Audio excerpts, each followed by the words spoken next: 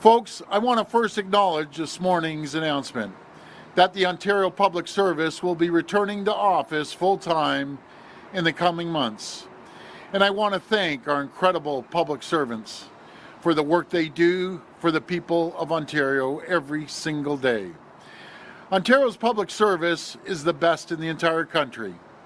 They've been effective and professional, helping Ontario face down major challenges, including the challenge we now face from south of the border.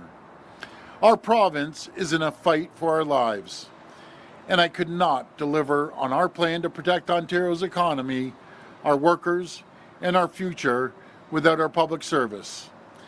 As we move forward, I know the people of Ontario can count on the dedication and experience of the public service as we support workers, attract investments, and get shovels in the ground on the largest plan to build in our history. Morning, Lane Harrison, CBC News. I'm curious, Premier, when it comes to the public servants going back to work, there's been a lot of debate in society about this topic. Where do you stand? Do you think that people are going to be more productive if they're back to work, or do you think that some people, it's true that they're more productive at home?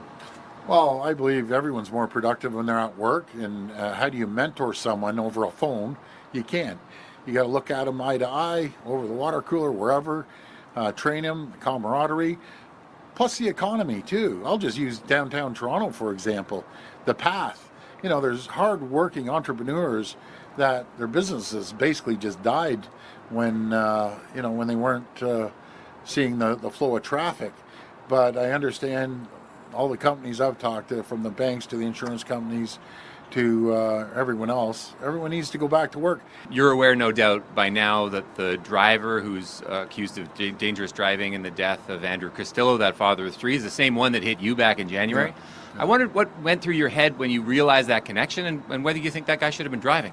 He, number one, as far as I'm concerned, he shouldn't have been driving. He hit us over 200 kilometers an hour. You know, it's heart-wrenching when you talk to the family. The father that got killed, I talked to his father, and it's just heart-wrenching. You think of three young girls, his wife that has cancer. Everyone has to pitch in and help this family. It's terrible. And this person being able to get out there and drive, it's in front of the courts. I wish I could say what's on my mind right now, but I think people know how I feel and everyone else in Ontario feels about this person. Just reckless, careless. And I better stop, because I don't want any problems when he goes to court. So just frustrating, it's heart-aching, and our condolences and our prayers go out to the family. And I know people of Ontario will support him any way we can. In my conversations with the family members there, they've been pushing for systemic change. One of the options might be to provincially, in the provincial licensing system, provide some restrictions for drivers after they have been charged criminally with things like dangerous driving. Yeah. Is that something you'd support? Absolutely. Absolutely. I think it's long overdue. So we'll look at it. But these people, there isn't a person out there that drives on the highway. You don't see these sporty little cars whipping in and out all over the place. They're racing from point A to point B. It's just terrible. They need to have their license taken away.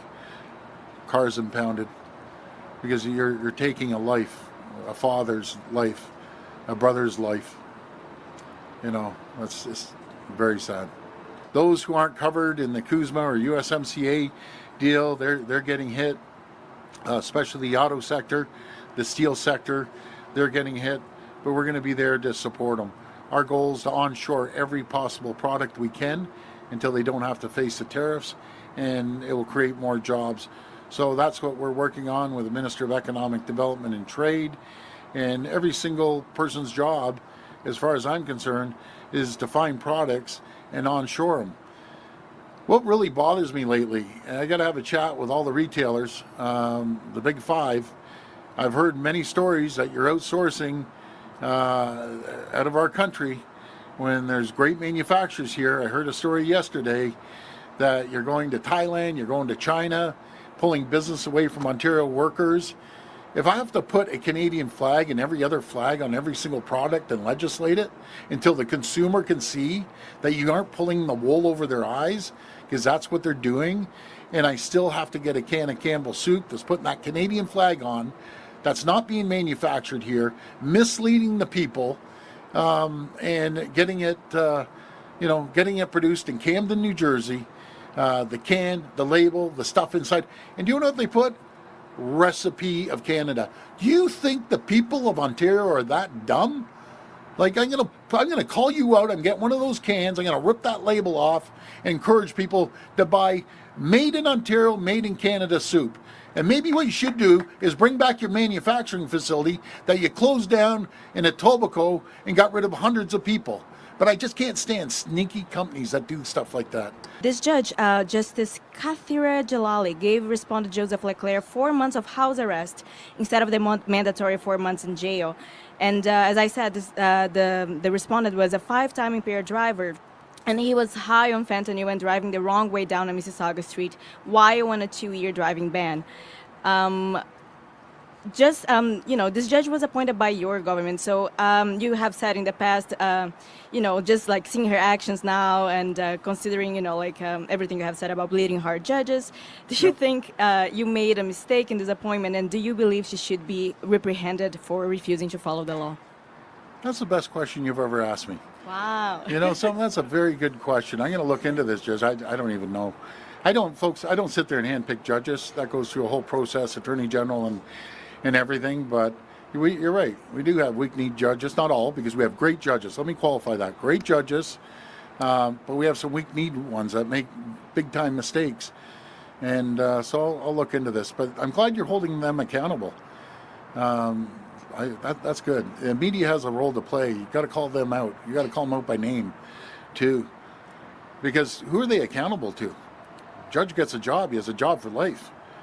It's like that judge that made a big mistake on the bike lanes. But, anyways, we'll look into that.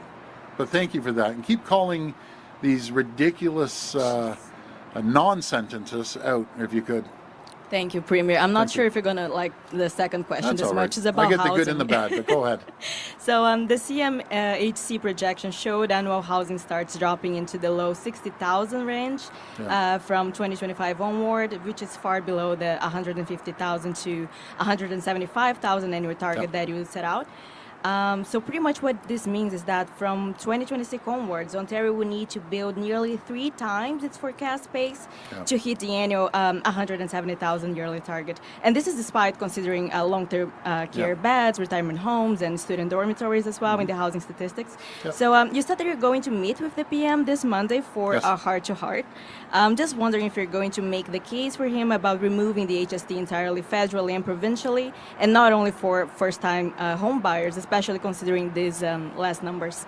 That wasn't a bad one. That's an accurate statement. That was very good, actually. You go peaks and valleys. I'll tell you what's causing this problem. Number one is the uncertainty. People are nervous as anything out there if they're going to have a job or not. That's probably one of the number one reasons. Number two, the Governor of Bank of Canada has to lower those interest rates.